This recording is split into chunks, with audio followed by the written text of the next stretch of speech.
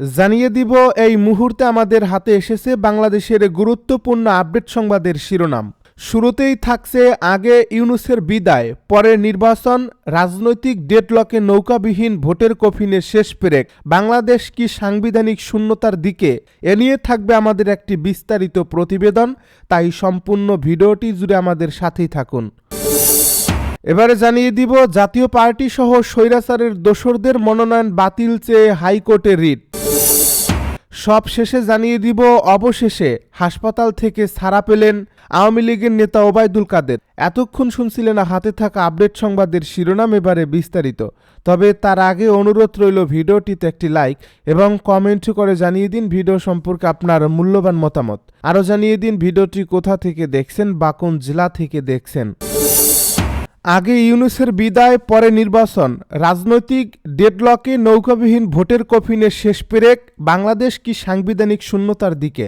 বাংলাদেশের রাজনীতি এখন এমন এক মোড়ে এসে দাঁড়িয়েছে যেখানে আর কোনো ধূসরতা নেই, সবকিছুই স্পষ্ট হয়। এই পথে না ওই পথে, মাঝামাঝি কোনো জায়গা আর অবশিষ্ট নেই। শেখ হাসিনার নেতৃত্বাধীন আওয়ামী লীগ সাফ জানিয়ে দিয়েছেন আগে ডক্টর ইউনূসের বিদায়, তারপর অন্য সব আলোচনা, তারপরই কেবল নির্বাচন। এই একদফা দাবির মধ্য দিয়ে রাজনীতিতে শুরু হয়েছে এক নজিরবিহীন ডেডলক, যা কেবল রাজনৈতিক অচল অবস্থা নয়, বরং একটি সম্ভাব্য সাংবিধানিক সংকটের দিকেও দেশকে ঠেলে দিচ্ছে। আওয়ামী লীগের বক্তব্য অত্যন্ত কঠোর যে সরকার জনগণের ভোটে নির্বাচিত নয়, যে প্রশাসন রাজনৈতিকভাবে নিরপেক্ষ নয়, তার অধীনে কোনো নির্বাচনই গ্রহণযোগ্য হতে পারে না।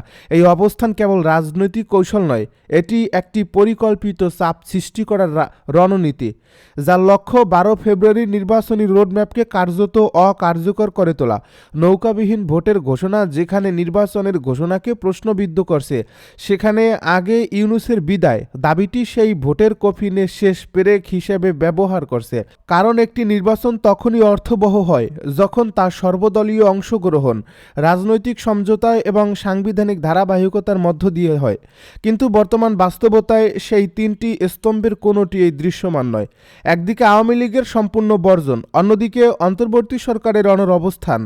এই দুই বিপরীত মেরুর সংঘাতে রাষ্ট্রযন্ত্র কার্যত থমকে যাচ্ছে। প্রশ্ন উঠছে, যদি 12 ফেব্রুয়ারি নির্বাচন আওয়ামী লীগের ছাড়া অনুষ্ঠিত হয়, যদি ভোটার উপস্থিতি নামমাত্র পর্যায়ে নেমে আসে, যদি রাজপথে ক্রমাগত আন্দোলনের চাপ বাড়ে, তবে সেই নির্বাচনের সাংবিধানিক ভিত্তি কোথায় দাঁড়াবে?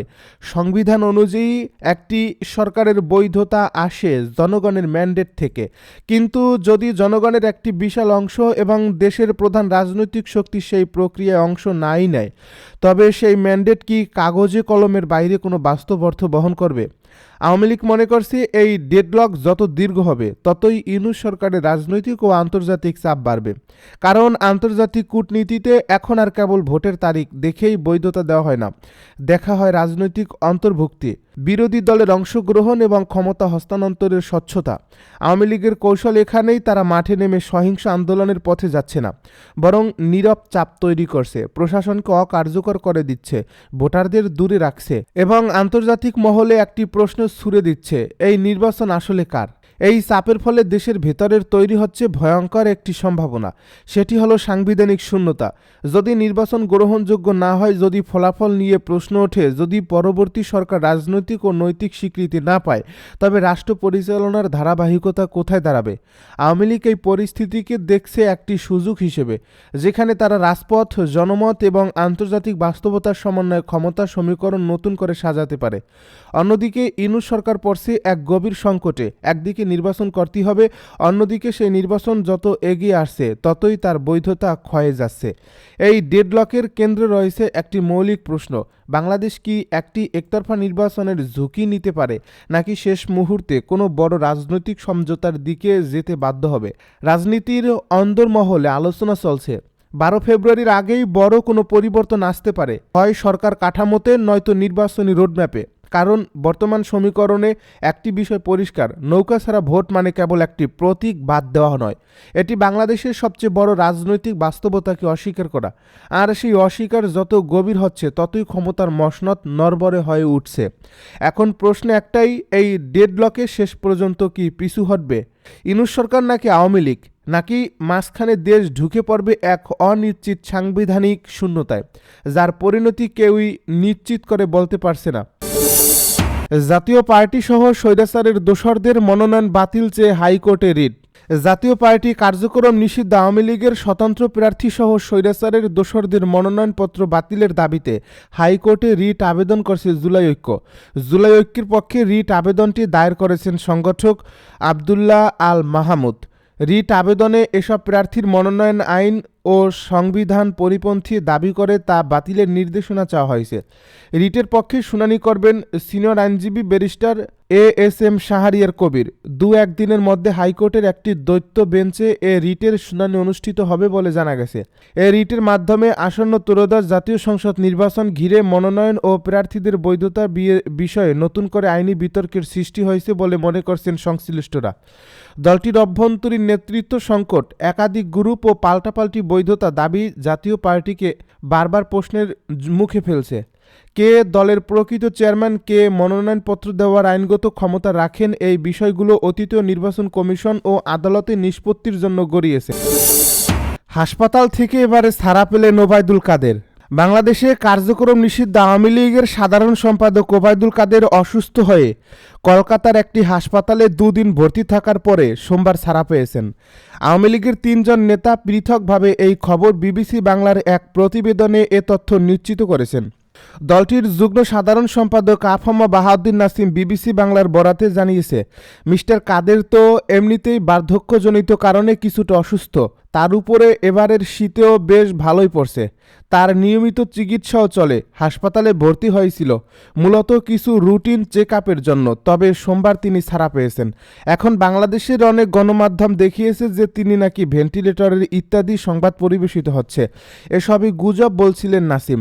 ভারতে অবস্থানরত দলটির আরেক নেতা নাম উল্লেখ না করার শর্তে জানিয়েছেন যে গত সপ্তাহ থেকে ওবায়দুল কাদেরের শ্বাসকষ্ট হচ্ছিল। চিকিৎসকেরা হাসপাতালে ভর্তি হওয়ার পরামর্শ দিয়েছিলেন, কিন্তু বাড়িতেই তাকে অক্সিজেন দেওয়া হচ্ছিল। অবশেষে কিছু পরীক্ষা নিরীক্ষা করাতে 2 দিনের জন্য হাসপাতালে ভর্তি হতে হয়েছিল। ওই নেতাই বলেন যে তাদের দলনেত্রী শেখ হাসিনার কাছেও ওবায়দুল কাদেরের অসুস্থতার কথা পৌঁছানো হয়েছে এবং তিনি মিস্টার কাদেরের শারীরিক অবস্থার খোঁজও রাখছেন। প্রশাসন বিএনপির দিকে হেলে পড়েছে নাসির উদ্দিন পাটোয়ারির মন্তব্য। দেশের প্রশাসন একটি নির্দিষ্ট রাজনৈতিক দলের দিকে হেলে পড়েছে বলে অভিযোগ করেছেন জাতীয় নাগরিক পার্টির মুখ্য সমন্বয়ক ও ঢাকা 8 আসনের প্রার্থী নাসির উদ্দিন পাটোয়ারি। তার অভিযোগের তীর বিএনপির দিকে। সোমবার সকালে ঢাকা বিশ্ববিদ্যালয়ের রাজু ভাস্কর্যের পাদদেশে আজাদি পদযাত্রার আগে সাংবাদিকদের সঙ্গে কথা বলার সময় এসব কথা বলেন নাসির উদ্দিন পাটোয়ারি। এ সময় তিনি পুরো বাংলাদেশকে আজাদ অঞ্চল হিসেবে উল্লেখ করেন। নাসির উদ্দিন পাটোয়ারি বলেন, আমরা বিভিন্ন জায়গা থেকে তথ্য পাচ্ছি প্রশাসন একটি দলের দিকে হেলে পড়েছে, সেই দলটি হলো বিএনপি। তিনি বলেন, তারেক রহমান বাংলাদেশে এসেছেন, আমরা তাকে স্বাগত জানিয়েছি, কিন্তু প্রশাসনের বিভিন্ন কর্মকর্তা কর্মচারী অফিস বাদ দিয়ে রোডের পাশে গিয়ে তারেক রহমানকে সালাম বিনিময় করেছেন। এই ধরনের কর্মকাণ্ড আমরা শেখ হাসিনার আমলেও দেখেছি। বর্তমান বাংলাদেশে আমরা এমন দৃশ্য দেখতে চাই না। তিনি আরও বলেন, আমরা আজাদির জোটকে বেছে নিয়েছি। আমাদের যে 11 দলীয় জোট, ইনশাল্লাহ এটি বাংলাদেশকে আজাদ করার জন্য আজাদির লড়াই চালিয়ে যাবে। আমাদের সামনে 2টি অপশন ছিল, গোলামির প্রতীক নেব নাকি আজাদির প্রতীক নেব। আমরা আজাদির জোটে থেকে আজাদির প্রতীক নিয়েছি। নাসির উদ্দিন পাটোয়ারির দাবি, 11 দলীয় জোট বাংলাদেশকে সব ধরনের অর্থনৈতিক, রাজনৈতিক ও সাংস্কৃতিক পরাধীনতা থেকে মুক্ত করার সংগ্রাম অব্যাহত রাখবে। এর আগে তিনি ইনকিলাব মঞ্চের মুখপাত্র শহীদ শরীফ ওসমান হাদির কবর জিয়ারত করেন। জামায়াতে ইসলামী নেতৃত্বাধীন 11 দলীয় জোট মনোনীত এই প্রার্থী বলেন, শহীদ ওসমান হাদির বিচার নিশ্চিত করা এবং তিনি যে আজাদির লড়াই শুরু করেছিলেন তা সম্পন্ন করাই এখন আমাদের প্রধান দায়িত্ব। তিনি বলেন, ওসমান হাদির কবর জিয়ারতের পর তার আকাঙ্ক্ষা ধারণ করেই ঢাকা বিশ্ববিদ্যালয় এলাকা থেকে আজাদি যাত্রা নতুন করে শুরু করা হয়েছে। নাসির উদ্দিন পাটোয়ারি বলেন, আজ ঢাকা 8 আসন থেকে রমনা, শাহবাগ, মতিঝিল, শাহজাহানপুর সহ পুরো বাংলাদেশকে আমরা আজাদ অঞ্চল হিসেবে ঘোষণা করলাম। এই অঞ্চলে যদি কেউ চাঁদাবাজি, সন্ত্রাসী কার্যক্রম বা দখলদারিত্বে জড়িত হয়, তাহলে আপনারা আজাদির স্লোগান তুলে তাদের গ্রেপ্তার করে প্রশাসনের হাতে তুলে দেবেন। আর প্রশাসন যদি চাঁদাবাজ, সন্ত্রাসী কিংবা আধিপত্যবাদের পক্ষে দাঁড়ায়, তাহলে তাদের বিরুদ্ধেও আপনারা প্রতিরোধ গড়ে তুলবেন। আজাদী পদযাত্রা নিয়ে নির্বাচনী আচরণবিধি প্রসঙ্গে তিনি বলেন, 21 জানুয়ারির আগে আজাদী যাত্রার কোনো প্রতীক ব্যবহার বা ভোট চাওয়ার কার্যক্রম থাকবে না। আচরণবিধি প্রত্যাহারের পর নিয়ম মেনেই প্রচারণা চালানো হবে। সংবাদ সম্মেলনে এনসিপির দক্ষিণাঞ্চলের মুখ্য সংগঠক হাসনাত আবদুল্লাহ উপস্থিত ছিলেন।